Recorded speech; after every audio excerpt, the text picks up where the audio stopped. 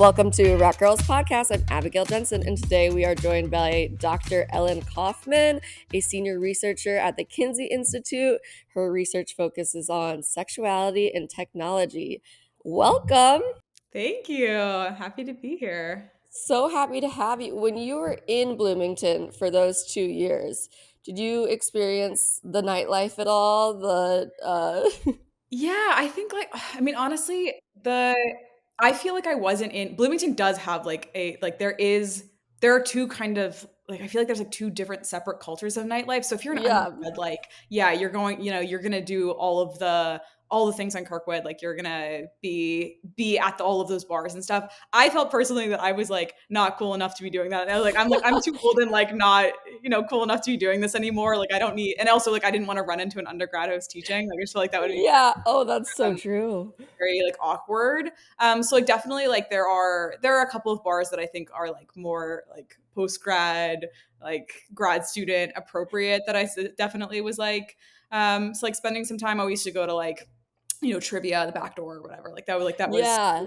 amazing, awesome, such a fun place. Did you But do yeah, Upland at all, or yeah, no, Upland. So I'm vegan, and like Upland is always like terrific because they have like amazing vegan options as well. But yeah, it's like a really, I mean, it's just when you're not an undergrad anymore, especially since totally? like IU almost feels like a like sort of straight out of central casting idea of like what a university looks like with like its Greek culture The and big like sort frats, of the yeah. way that it looks. So it really is. I feel like I was cognizant of like not being the grad student who's like trying to reclaim their undergrad experience. Like I had a wonderful undergrad experience, and I feel like I had to, I was there to do a more specific job at that You point. were like there for important stuff, like Yeah. and we're so thankful you were there and like learning all this lovely Yeah, stuff, it was research amazing. stuff. My husband went to IU and Oh, my cool. parents did as well. Mhm. And we lived on IU's campus like 3 summers ago for a summer because my husband, when he was there, he was in this band called like Straight No Chaser, and Mhm. then Oh, sure. I was yeah, wait, like a cappella. acapella, not band. Yeah. Yeah, no. Wait, no, I'm also like a former I don't know I should admit this on a podcast, but like I'm also a former a cappella person. No So way. I am familiar with Straight No Chaser. Did you do the acapella at your undergrad? I did. Yeah, please don't link to it. Don't nobody look it up. Please don't look it up. I had a great time, but no one should have to revisit that. It was me. I loved it, but it was like, yeah, it's such acapella is like an incredibly complicated subculture to explain to people. I feel like he joined like at the wrong time.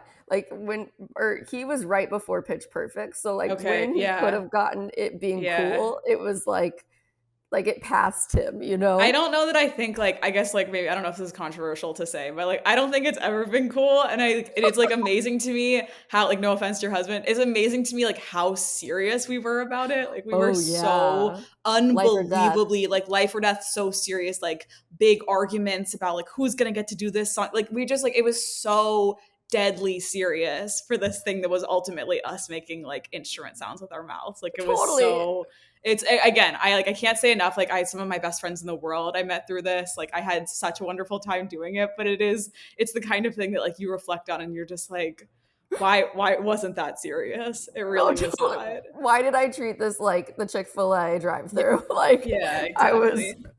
we were in order.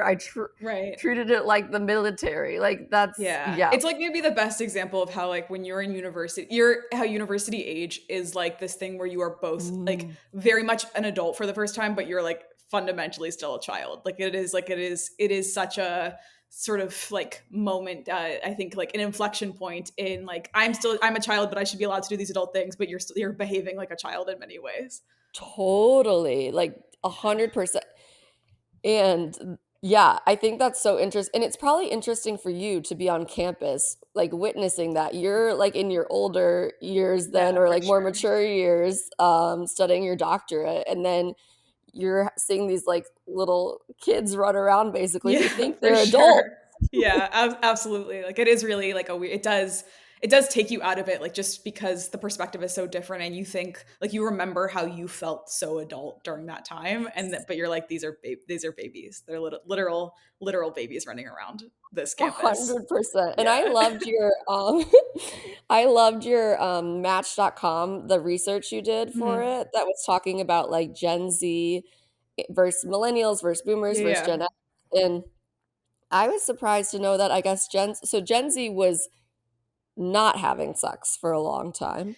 Yeah, there are. So that's part of a larger project that I've been involved in for a couple of years, and it's a partnership between Match Group and Kinsey Institute. And so a couple of researchers who I've worked with pretty closely for the last couple of years have been conducting this large survey called Singles in America, where they're surveying thousands of single Americans about their like dating and relationships and sexual behaviors, but all kinds of things. And so, in the last couple of years, I've been helping, particularly in terms of integrating a lot of questions around technology and technology use. But yeah, what you're referring to is that there, in the past couple of years, there has been, both in our work and some of the other research in this area, there are some findings that suggest that the like, sexual frequency has diminished a lot in terms of Gen Z in particular. And so there's speculation as to like why that is, and there's not really a definitive answer, but there are a couple of different reasons why that might be, for sure. It just like as a millennial, I feel like we get shit on a lot. Totally. We can't afford homes all the time. Our personality at one point was Harry Potter,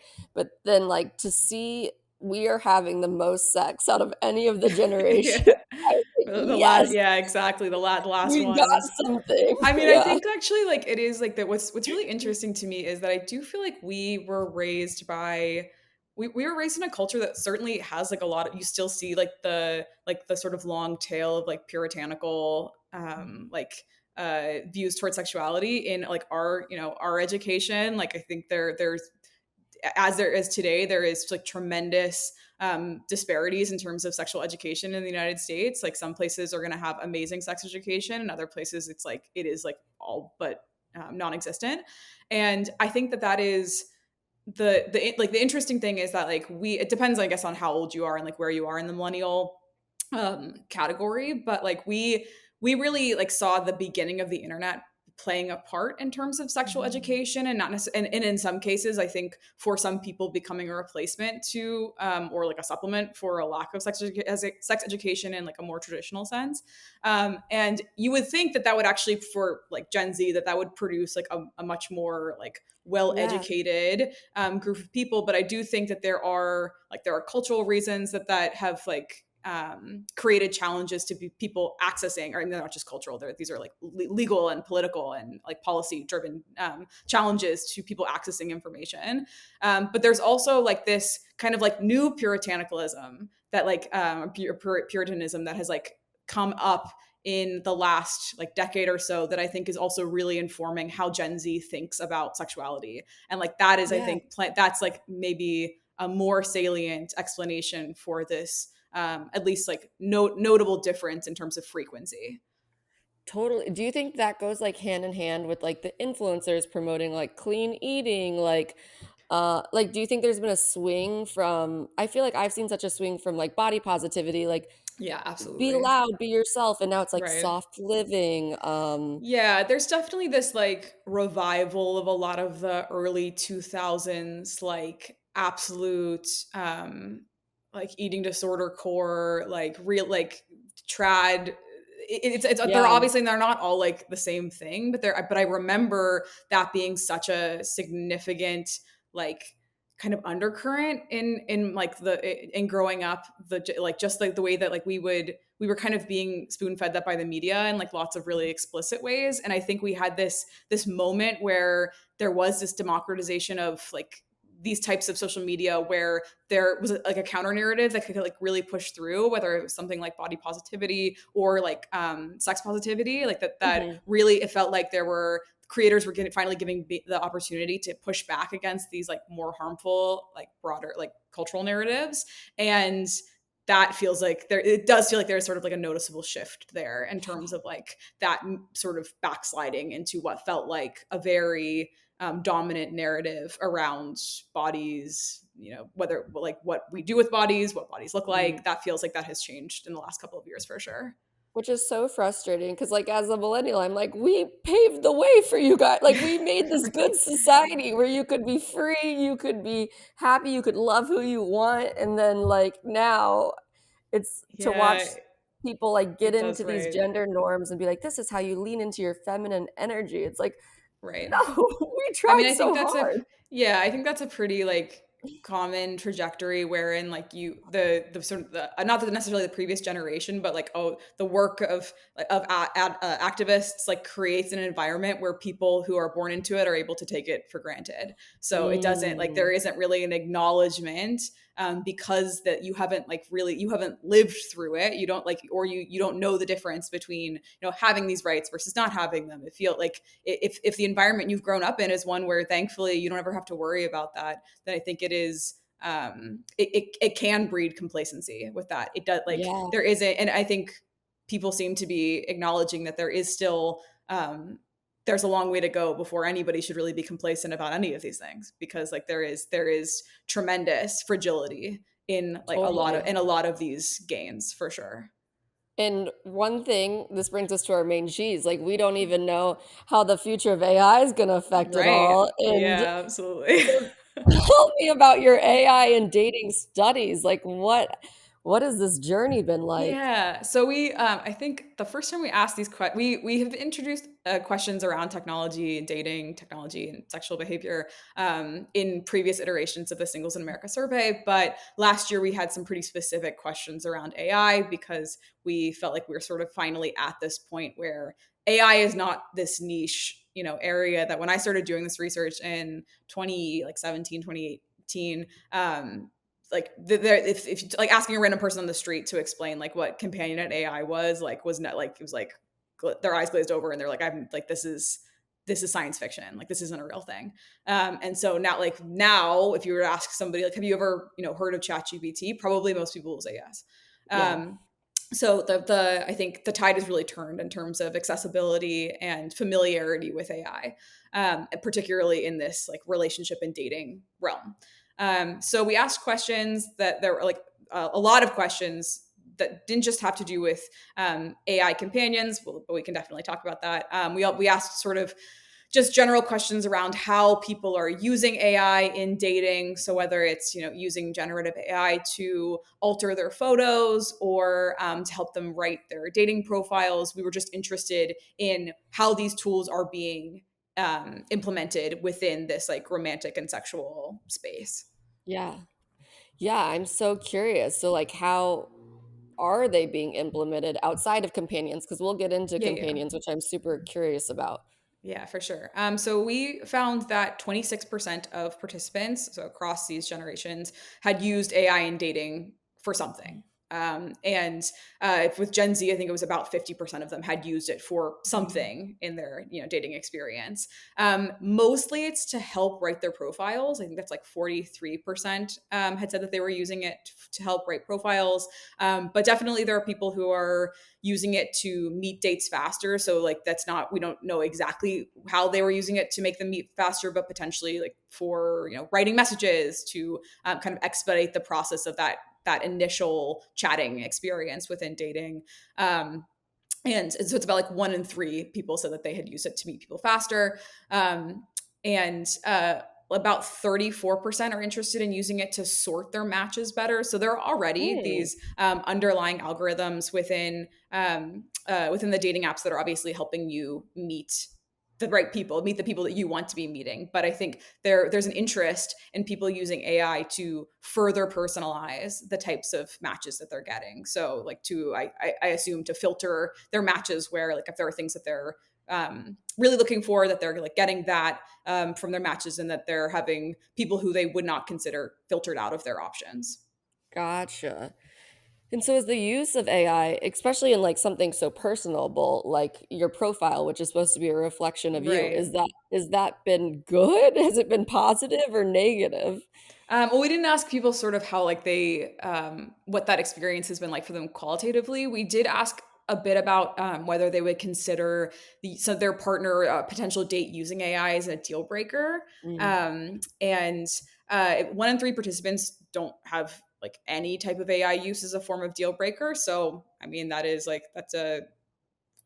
think telling that the majority still will say that something is a deal breaker, but there's this like 30% ish group of people who are like, whatever, like I don't care. Yeah, as Um, long as I yeah, meet the person, like, right. A-okay. Yeah.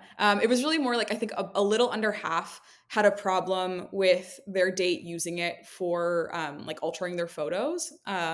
So like Mm. that seems to be something that is particularly concerning. But then also there were I think around 40% of participants who said that it would be a problem if their date was using AI to like start all of their conversations with them. Yeah, it's so interesting because 'cause you're like, where does the person begin versus end, and where Yeah. does the Right. AI? Like, Exactly. how do I know this person I'm talking to is th their real personality and what Right, they really think? exactly. And I think those are really deep-seated fears around online dating in general. Like those are the kinds of things that are really difficult for people to get comfortable with, in an online dating sense, even without AI, because like whether it's how you represent yourself or how they're representing themselves, like people have concerns about like, is this, am I being catfish? Like, is this person for real? Like, Totally. is this? So I think it does in many ways kind of exacerbate those fears. Yeah, and now you can be catfished in ways that you never maybe Right. imagined before, like, it's Exactly. someone like, you're talking to AI instead of talking to even like, before it was, like, a person pretending to be another person, now it's a robot Right. pretending to be a Yeah. person. And it's also, I mean, it puts a lot, even for the person who's doing it, it puts a lot of pressure on you then if the relationship moves from the app to in person, Mhm. that you have to kind of keep up this personality in real life. And that's not really like you don't have somebody. I mean, like this is, I guess maybe this is the company's like not the dating companies, but this is AI's long-term plan is like you'll have somebody in your ear, like, your little AI Cyrano de Bergerac telling you like say this, like, but then at that point, like, is that person even on a date with you anymore? Like that is To really and it really flies in the face of so much about what we know about intimacy and what makes intimacy meaningful Mm. to us, what makes relationships, meaningful to Right. us.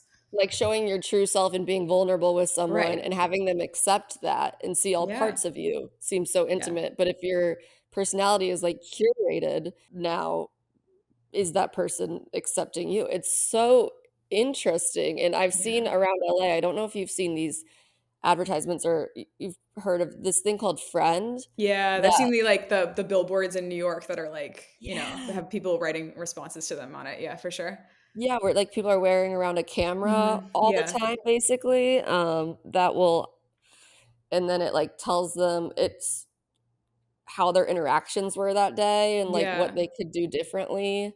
Mhm. It's just, like, at some point, I just want us to Yeah, like like being ourselves. yeah, exactly. Well, the other thing is like I don't think that most people need that. Like I think that it is that like it is creating an environment where we can't trust that like our selves are our best selves. Like we can't like Mhm. or that like crucially a relationship is built on getting to know someone deeply in a way that doesn't always reflect this like perfect version of yourself that you presented when you initially started dating them. Like that's not the nature of relationships, at least Yeah. long term. And so like I do think like it's creating unnecessary insecurities about who we are. Like you are great who you are. I mean, like it sounds like I feel like I sound like a life coach or something, but like the I wish that people understood that they don't need these tools. Like that these tools can be helpful for many people Mhm. in many situations, but like they are not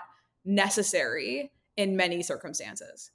Well, and then it's making us reliant on them, and I'm Mhm. so fearful just with the chat I always say GPT, but is it GPT? I don't GPT, yeah. Yeah, like, just relying on these services instead of sitting down and writing an email yourself like, at some point, Right. there's Yeah. I mean, there's so much research about the way that your skills atrophy when you don't do like when you don't actively do the sometimes annoying work of like writing a long email or do like I mean, any number of skills that like you that really require repeated act like you have to keep doing them. Like you can't it's not like just getting right on back on a bike. Like you have to keep doing them or they will decline over time. Yeah. And something else that makes me so nervous with the chat GPT, which brings Yeah. me to companions, is Mhm. the way that I've seen it confirms people's views and thoughts kind of Yeah. no matter what they are, so they don't have Mhm. to second guess themselves ever and Mhm. be like, "Hey, maybe this is not a normal thing to think, like Right. this extreme hatred view or whatever it Right. is." So that brings us to companion. What are AI companions? Are they like ChatGPT at all? Yeah, Like, so I think AI companions like are sort of a wide umbrella of technologies and experiences that can include things like ChatGPT being used as a like companionate or like partner, like a romantic partner. Their ChatGPT is like sort of an interesting case because like they have the company has through its existence sort of like made alterations through the course of its lifeline to make it both like easier and harder for people to form these types of relationships with their like chat gpt entity. So like yeah, on one end, the chat gpt is not like entirely chat, like it's not, it allows you to move beyond text-based interactions. You can interact with it, verbally, and have it for like essentially respond to you as if it's actually talking to you. Like that type of performance of human behavior is something that really helps us form companionate bonds with that type of technology. But on the complete other side of it, they have been very clear for a long time that like erotic content is something that they don't want to be necessarily engaged with on the platform. It's definitely something that people are doing and have been doing and are like have developed uh, processes behind the scenes to figure out how you essentially like make it have these kinds of conversations with you, but it's not their intention. I think around a week ago, Sam Altman, the CEO, announced that they were in the next couple of rollouts going to be reintegrating erotic content back into the platform, so that like I think he says like adults can engage in it in the way that they want to. That's sort of paraphrasing what he's saying there, but that's that's a big shift in terms of how they have previously talked about how erotic content would be kind of controlled, moderated, or controlled on the platform. So that's something that is like very ChatGPT as a AI companion is still like very much TBD. Definitely, we know that people are doing this. People are developing these relationships, whether platonic or romantic or sexual, with ChatGPT as an entity, but they're not like that. That's not something that it was explicitly designed for. On the other side of it, we have apps like Replica and Character AI, which are applications that are explicitly designed to be companionate AI. So you're unlike in ChatGPT, where it's sort of this like not a disembodied entity. You are choosing how your replica or the character that you're interacting with. You're choosing what they look like, what their personality is like, how you engage with them. And then those apps also have various ways of interacting with them, whether it's generating photos or talking, speaking to them as if you're on like a phone call with them. But they're interesting. like that, like those apps have also had these sort of similar kind of dips in terms of allowing erotic content versus being much more strict on erotic content. Replica in particular dealt with this a couple of years ago, wherein they had to temporarily remove the erotic roleplay content from the platform. And that was really like devastating emotionally for a lot of the users. So that Wow. really is like that. What we're seeing is that there is kind of this broad collection of different technologies and technologically mediated experiences that are providing people with this feeling of connection and intimacy with a non-human virtual partner. Yeah, and so are you guys studying the feeling that those people are having, like the positive or negative feelings they're having around it, or what are you looking at Yeah, we're exactly? so we're yeah, we're starting to collect data on like a number of different dimensions of people's experiences with these entities. So in that previous study, we did ask them if they'd ever had if they've ever had an experience, like a romantic experience with an AI chatbot or an AI that was designed for companion experiences, and we found that about 15% of people had already. And Wow. it's something like 1 in 3 members of Gen Z have had a relationship with, or at least have tried an AI companion. So like that's yeah, I think that like is pretty stunning to me that even though these technologies are still relatively nascent, that there is definitely not as much of an access problem as there used to be before, and not just access, but I think the stigma has significantly lessened as well. Do we know why people are turning to this? Like, instead of relationships, in their real life? Yeah, I think it's I mean, I think that there are a couple of potential explanations. I think we're like for years at this point, there have been researchers that have been reporting on what they refer to as the loneliness epidemic, wherein like it's not just about frequency of sexual behavior and how that has declined amongst like many different populations, but broadly, particularly in the early years of the pandemic. A lot of research was demonstrating that people are experiencing higher rates of loneliness than ever before, and so like whether like that's one aspect of it, is that we know that people are lonely, and these technologies are in many ways accessible and a potential way to meet those intimate needs, or to feel less alone. That's really kind Mhm. of I think a potential explanation for why people are trying these technologies at this moment. But I also think that there's a broader cultural shift that we're experiencing in terms of like the way that we engage as a community, and the way that we like meet each other. And I think like even if you look at something like the number of third places that exist Yeah. anymore, where people can just meet people without having to pay for anything, without having to like really be there in a deliberate way. Mhm. Like that there's something about our society that is like moving towards a sense of physical isolation, even putting aside the intended physical isolation we had during the pandemic. Like Right. people are becoming more like isolated in a way that makes it difficult in many circumstances to form the types of intimate relationships and bonds that might have been possible, or might have been significantly easier to form in previous generations. And so it does feel like it's not coincidental that this technology is kind of having its moment at this Mhm. time.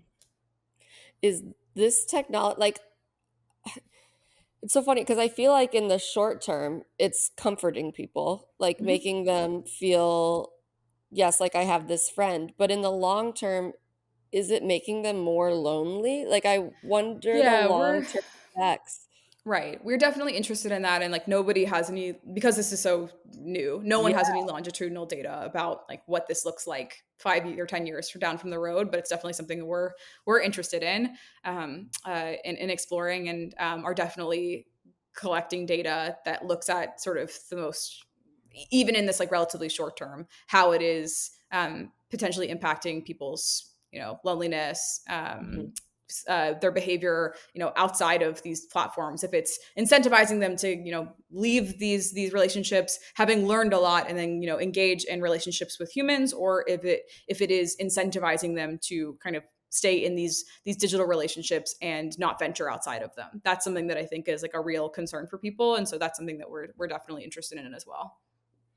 Yeah, yeah, when you're researching this, is there anything that, like, excites you or concerns you? Like, I know you as you're researching, you're trying to say neutral, obviously, but, like, Mhm.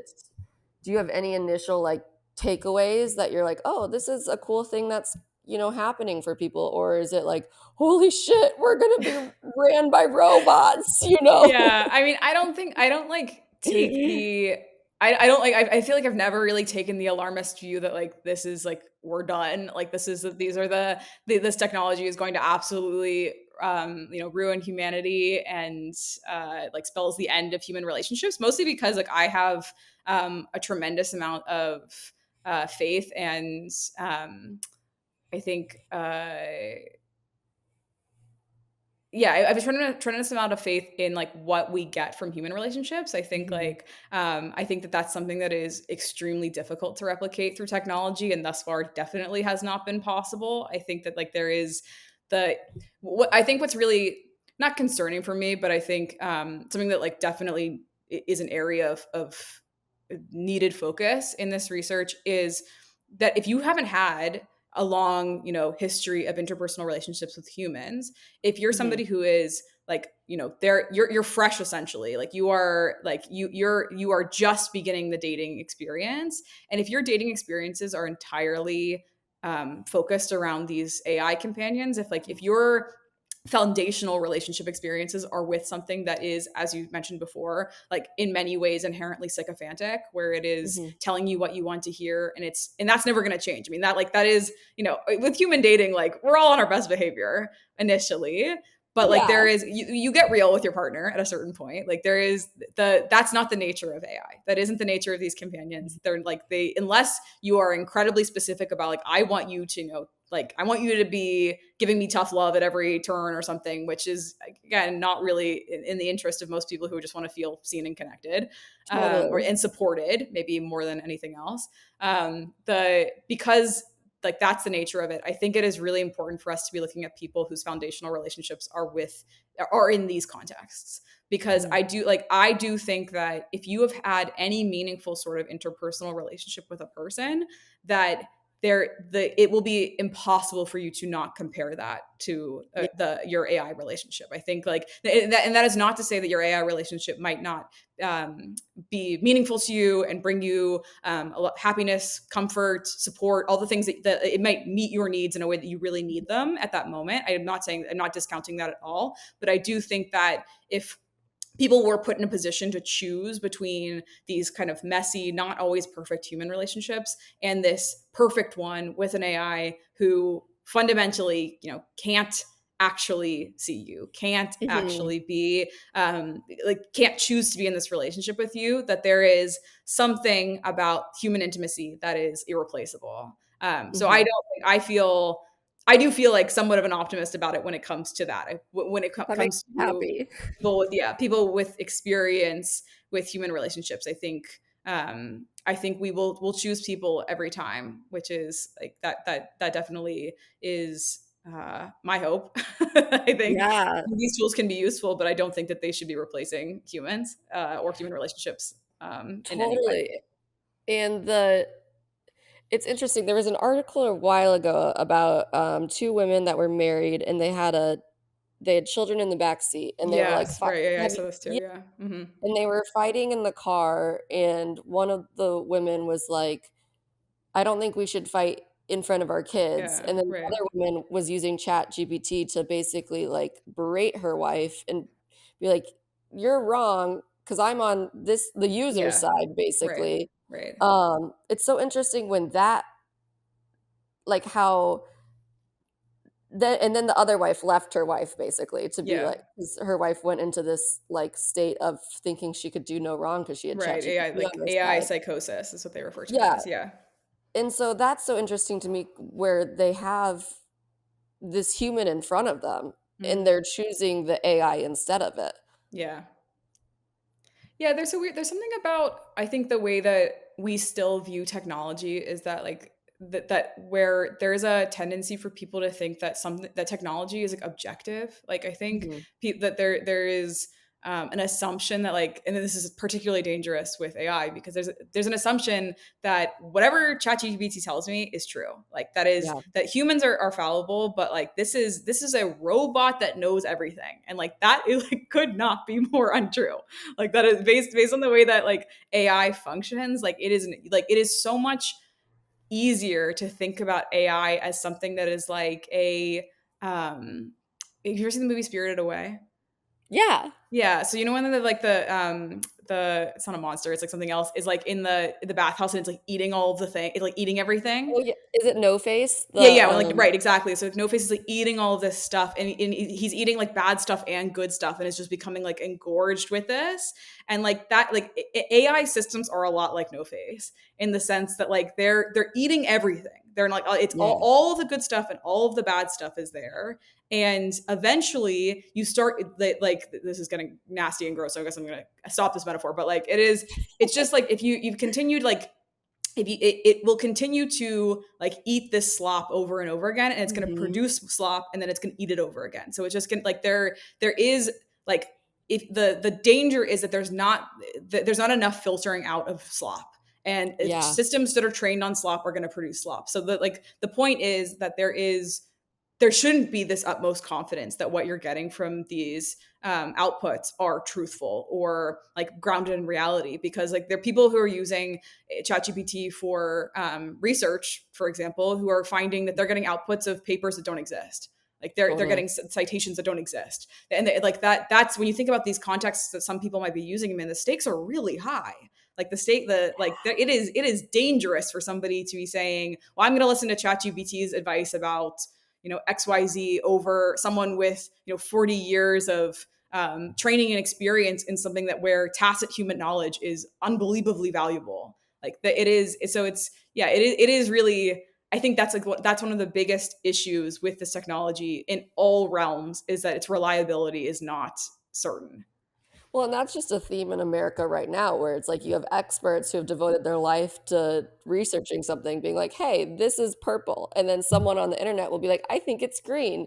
And then Right. for some reason, a swath of people are like, it's green. This purple Right. person is lying to me. Well, Like, right. it's You also have like you have the issue is that you have technologies like social media where the like incentives are to amplify attention, not necessarily mm. like reality or research or any of the like that's like the thing that gets the most eyes is the thing that gets promoted, not necessarily the thing that is reliable or rooted in research or anything like that.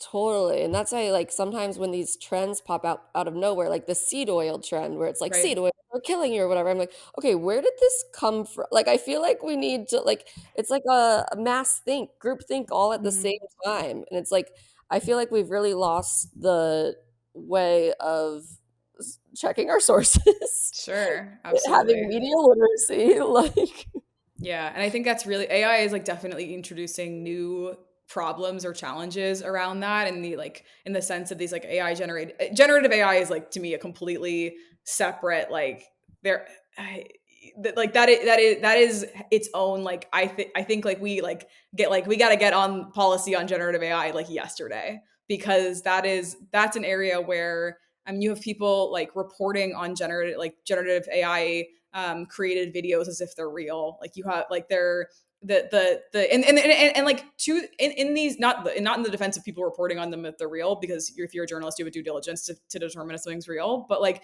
to the average person watching an AI generated video, that like it is becoming harder and harder to tell like that the reality is that like the every time the system improves you get to a place where like it's for the to the naked eye it is much more difficult to tell than it used to be. half the things my mom sent me on Instagram, I just respond Sure. back, that's AI. Right, right.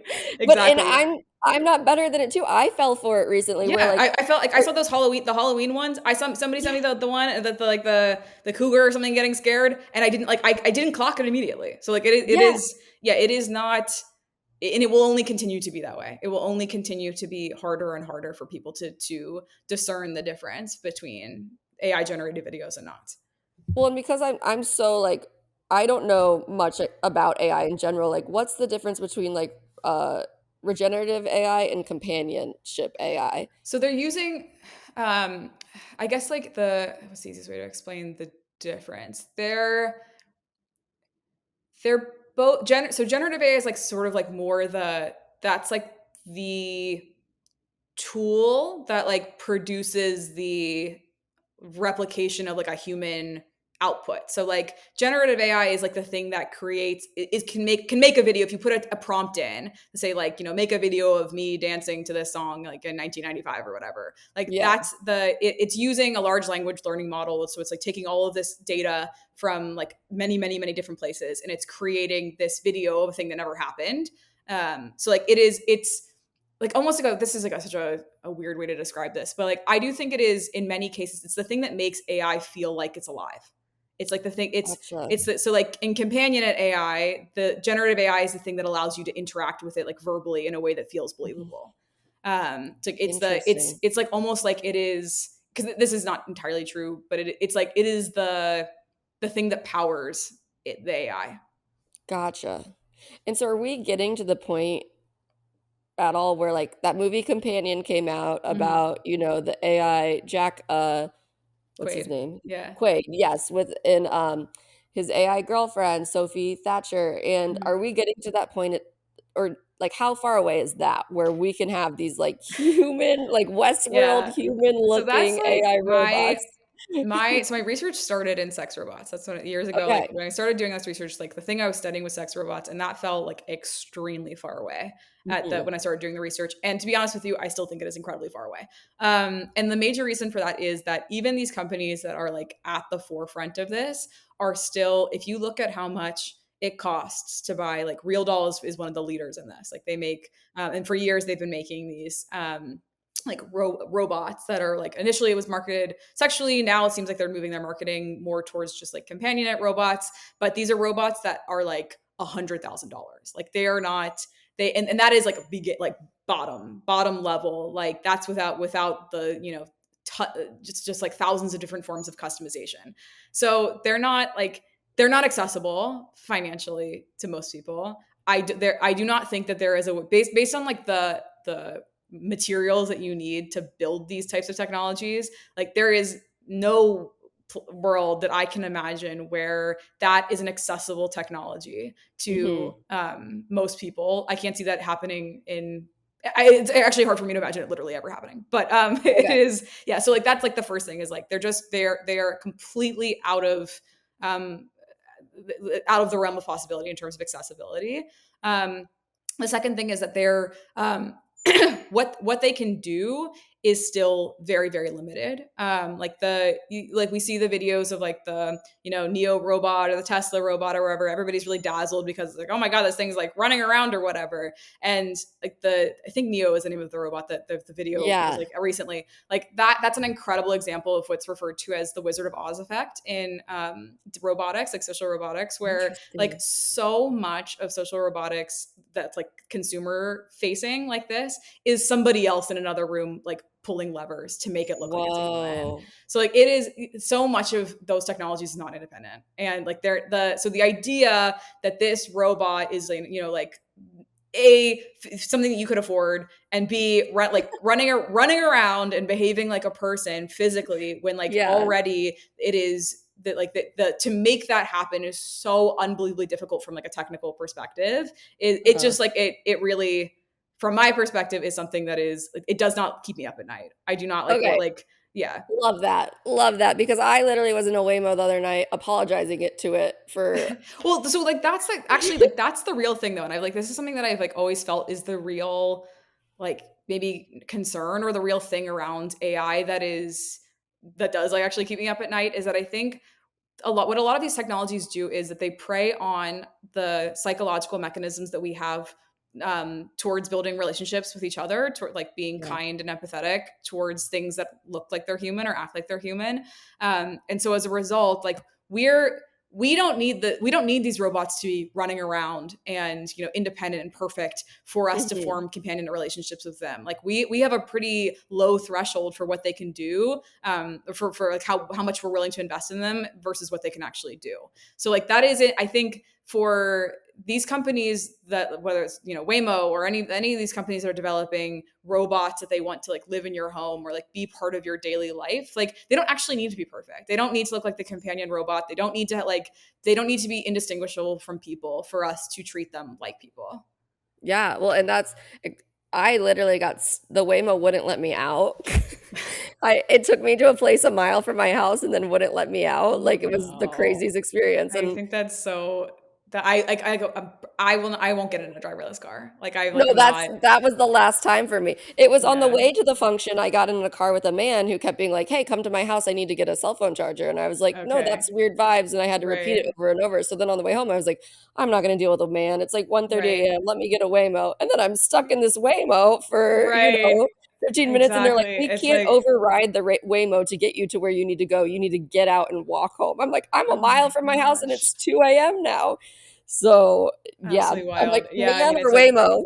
right, pick your toxic car partner, I guess. I mean that's, yeah, I think that like speaks to like, oh my god, that's like 2025 like in a nutshell. Like, can't you just Yeah, like a nice thing? What about like a person who's not weird, and like that? right. What about a vehicle and a car that works? Like, what Can about I just these have, like, things? good vibes? Like, can I just, like, have, like, the Uber be like, "Okay, I want someone," you can say, "Don't talk or whatever. I Yeah. just want to see like someone with good vibes, please. Right, exactly. I actually like I'm like this is I've had so many Uber is like it's such a fascinating like experience that we're also, used to now. Like I've had so many like wonderful conversations with Uber drivers. Like Oh, same. I like Mainly positive. yeah, and I think like it is it's I mean obviously like the gig economy is like so bad in so many ways. They're like it's so like exploitative in so many ways and I Hmm. like people shouldn't have to be, doing three different Totally. gig jobs. Like that's unacceptable in my opinion, but it is like regardless like I've had so many positive experiences with people like just like, the type of kind of like little mini intimacies like that you used to have as Mm. I was saying like a lot like that we just like don't really have Yeah. that much anymore because like so much of technology is about like removing humans from the loop entirely. It's about like making it the experience that like you don't have to talk to the person dropping off your food and thank them. You just like that you're there. Right. It's like I mean Right. in some places literally a robot's bringing it to your house and like you're not even like My seeing yeah, in anything. LA, the little Postmates Yeah, robots are right, like going exactly. around. And like I think that these in the same way that like not engaging, exclusively with AI for a Mhm. relationship perspective means that like you don't really do the work of like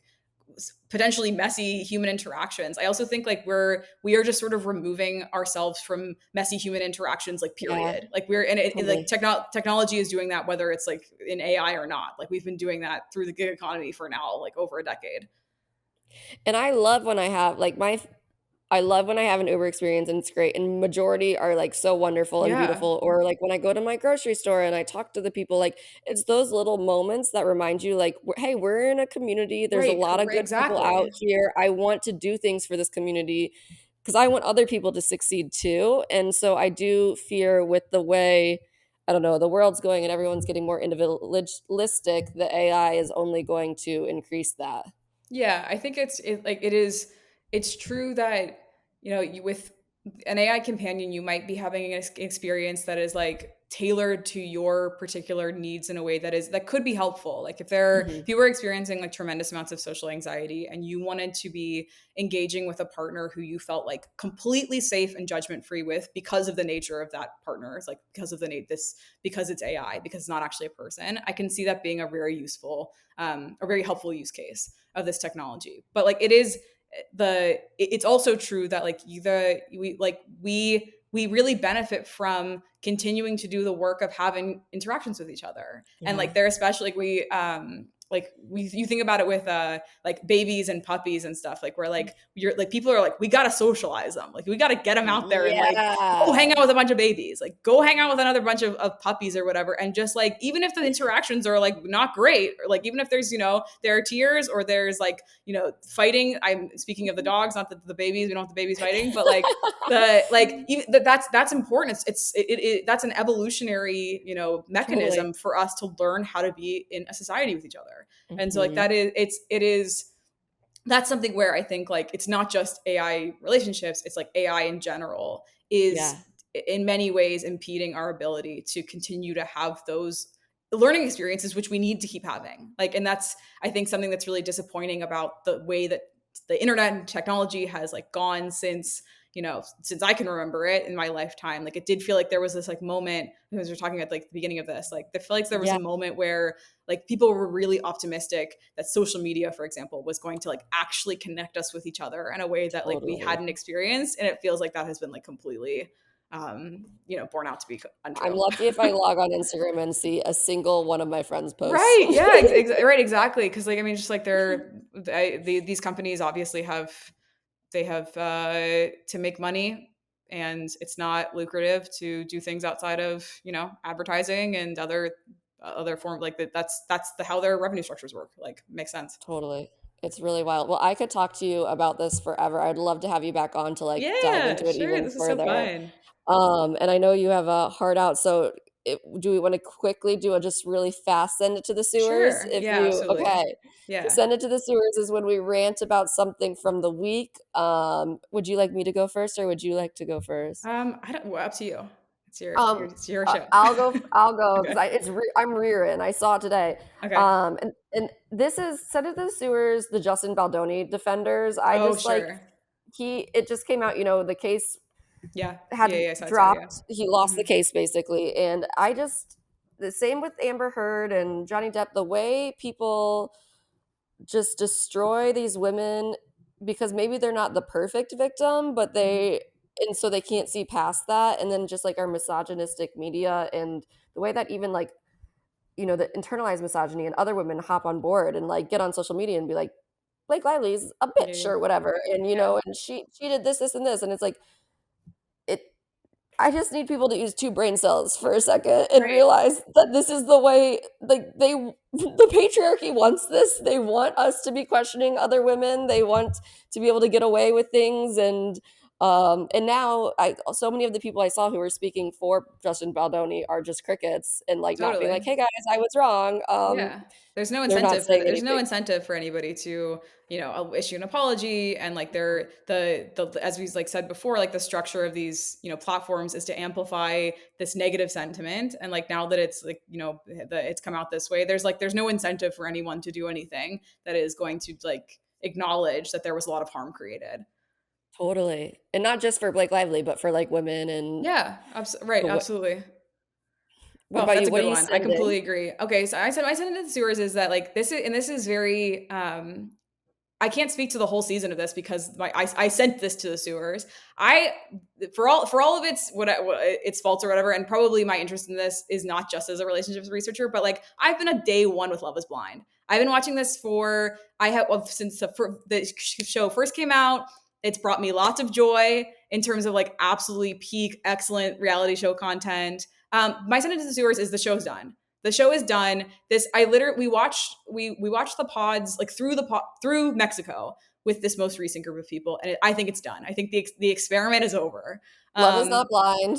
yeah, Nav is not blind, but like mostly it's just like send the casting directors to the sewer because like this is I'm so tired of at this point watching women on this show be subjected to men who are like who Yeah. absolutely like it who should not be on a television. They should be in like the deepest They're therapy, dangerous. and they're Yeah. like who are like we are right exactly. In many cases, are actually dangerous to these women, and like I'm just like so sick of seeing like the idea of like love play out as like women being subjected to like at the sort of most benign like babying these men who Yeah. have like really significant personality disorders that like again should be like they should be taking responsibility for their behaviors and not like making these women subject to them. So like it is like I'm done with it. I'm so done with that idea being perpetuated as like what love is. Like I think that is it's so deeply harmful. I say thanks for the memories. Thank you for all of the laughs. Yeah, right. Thanks for the laughs. I'm thrilled that couple in the first season. I'm thrilled for them. They just had a baby. Yeah, It see Lauren and like Cameron. it like really worked for them. That is beautiful. I wish they had stopped after them. I wish that like it did work. It worked one time, but at this point, Mhm. it feels like it is so like it is actively a harmful like it is like a harmful entity to exist. It's so dark sided. I just like need it to like I need it to end.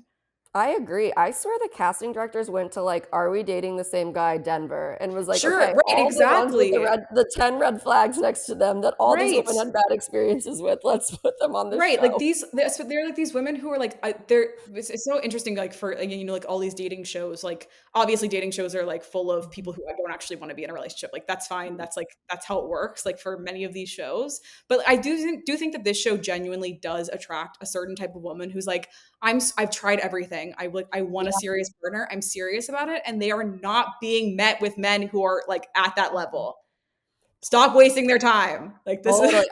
this is I like also even feel that with Love Island, no one's there for the right right reasons, quote unquote. But I even feel with watching the past two seasons of Love Island, there's been a shift in like, sorry, this is a tangent and you have to go, but no it's the okay just the men not wanting to put in any effort, kind of like, and right. wanting to only be pursued. It's just Yes. a weird culture or a generational shift that's kind of Mhm. happening before our eyes, whereas women Right. are still there putting in the work. Exactly. There, I need people to like the people. This is like something we know from our research and from research in general is like people across the board want intimacy and they want relationships. Like they like the men are desperate for it. Men absolutely like the men are experiencing rates of loneliness that are, you know, so much higher than they used to be, because like they like sort of broadly are experiencing intimacy at so much lower, like so like at lower levels than they used to. And like men want this type of intimacy too. And so like we need to stop wasting each other's time. That's my Yeah. that's my Everyone point. step up to the plate and just talk to someone. Holy shit. Exactly. Right. Well, it Be was willing to be vulnerable. Like it is worth it. I totally. promise it is worth it. Please stop wasting your don't waste your time. Like you're it's I'm such like an optimist about love and like and about Mhm. relationships. I think like it is that's also not you know, being kind of rosy-eyed about the idea that like you have to put the work in. Like there is work involved. There's initiative that's involved. Like we have to, and lots of people are willing to do that work. So like I'm just Totally. yeah. So that's my like we got to get that show off of there. I'm done. Send them to the Send into the sewers. sewers. Make a petition, send it to us, we'll sign in. Yeah. Thank you so much for being here. Yeah, I've thanks for having learned me. so much from you. Where can my feral friends find your work, find you if they want to learn more? Sure. So I'm like a not super frequent poster of my work on Twitter. I'm just gonna keep calling it that. But I'm at Elkauf, ELKAUF on Twitter. Great. And then like this is like I mean this sounds so silly, but it's like go to Google Scholar and type in my name and you can see my research. Like Read please something read my papers, for once I in your guess. life. Yeah. I mean we like yeah, so we're there like we the Kinsey puts out you know, press releases when we have new studies and stuff. Like that's also obviously a way that like that people can engage with our work, but like very rarely people actually read our paper. So if you find a paper that I wrote and you want to read it, send me an email please, and I will definitely send it to you if there is Oh a my paper. gosh. I love that. I've been, yes, we need to read things that are long again. Yes, Fix our exactly. We fix can our do it. ADHD brains, which That's I the have, thing. so I can say. Yeah. Well, thank you so much You're for being here. welcome. It was so wonderful talking to you, Yeah, and it was I really fun. do hope we get you back because I just, yeah, I could talk to you forever. For You're so sure. knowledgeable, and I love it. Thanks. Um, Thanks for having me. thanks for feral friends for listening, and we'll see you next week. Bye. Bye.